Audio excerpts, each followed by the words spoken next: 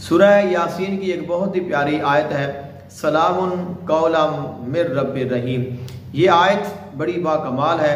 امن کے لیے، سلامتی کے لیے، خیر کے لیے، بھلائی کے لیے، حب کے لیے،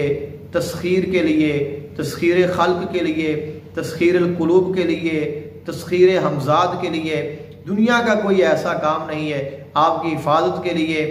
جادو جنات سے حفاظت کے لیے، دشمنوں سے حفاظت کے لیے، دوسروں کے دل میں محبت پیدا کرنے کے لیے، سانپ، بچھو،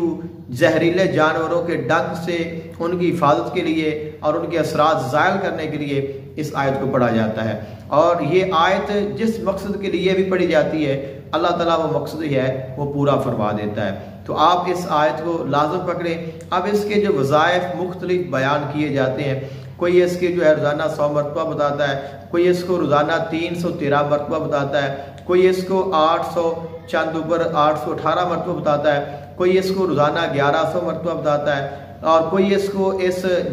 جو ہم پڑھنے والے ہیں ہمارے نام کے اعداد کی تعداد کے مطابق بتاتا ہے، کوئی اپنے اور اپنی ماں کے نام کے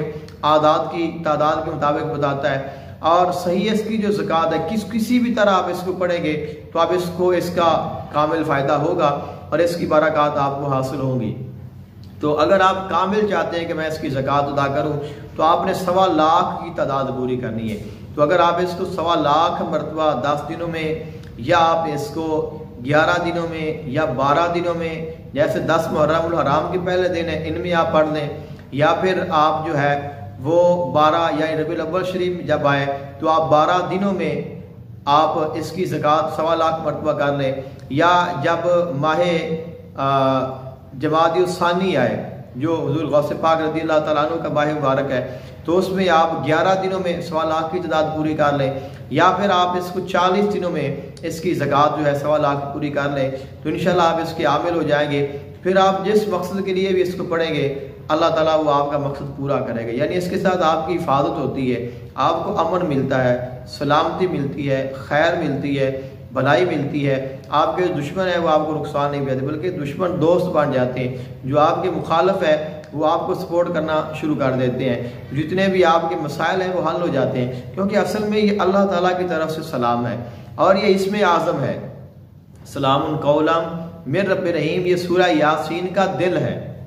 تب قرآن کا دل سورہ یاسین ہے اور سورہ یاسین کا دل سلام قولا من رب الرحیم ہے۔ اور پھر اس میں اللہ تعالیٰ کا جو صفت ہے، اللہ تعالیٰ کا جو نام ہے، ایک تو اللہ تعالیٰ کا نام سلام ہے اور ایک تو یہ سلام ہے، تو دوسرا اس میں پھر رب ہے، رب بھی اللہ تعالیٰ کا نام ہے، الحمدللہ